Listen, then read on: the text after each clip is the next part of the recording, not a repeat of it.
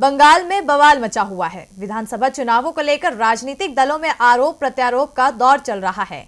एक तरफ ममता बनर्जी और उनकी सरकार को बीजेपी चुनौती दे रही है, तो अब दूसरी तरफ ममता बनर्जी ने सीधे केंद्र की मोदी सरकार को चुनौती दे दी है और साथ ही बीजेपी पर बड़ा आरोप लगाया है। तो क्या कहा है ममता ने बीजेपी पर, देखिए इस रिपोर्ट में। पश्चिम बंगाल विधानसभा चुनाव का समय जैसे जैसे करीब आता जा रहा है, राज्य में सियासी पारा भी गर्माता जा रहा है।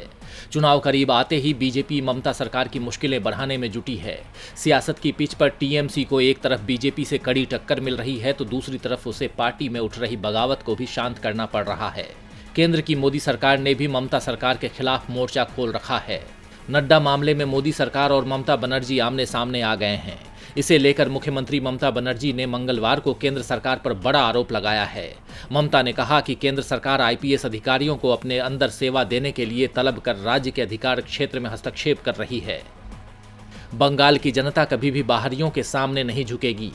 सीएम ने बीजेपी के गुजरात मॉडल पर निशाना साधते हुए कहा कि हम बंगाल को गुजरात नहीं बनने देंगे। अगर भाजपा और केंद्र सरकार सोचती है कि वो केंद्रीय बल यहां लाकर और राज्य काडर के अधिकारियों का तबादला कर हमें डरा देंगे, तो वो गलत सोच रहे हैं। जेपी नड्डा के काफिले पर सवाल उठाते हुए उन्होंने कहा कि नड्डा के काफिले में इतनी कारें क्यों थीं? असामाजिक तत्व उनके साथ क्यों थे? जिन लोगों ने पिछले वर्ष ईश्वर चंद्र विद्यासागर की प्रतिमा तोड़ी, वे भी नड्डा के साथ थे। इस तरह के लोगों को खुला घूमते देखकर लोग क्रोधित हो गए, जिसके बाद ये घटना हुई होगी। ममता बनर्जी ने मोदी सरकार और अमित शाह को चुनौती देते हुए कहा कि मैं चुनौती देती हूं कि हिम्मत है तो केंद्र की मोदी सरकार बंगाल में राष्ट्रपति शासन लगाकर दिखाए। अब देखना दिलचस्प होगा कि बीजेपी इसको लेकर क्या प्रतिक्रिया देती है। लेकिन चुनाव से पहले ही बंगाल की सियासत बहुत कुछ कहने लगी है। टीवी लाइव की रिपोर्ट।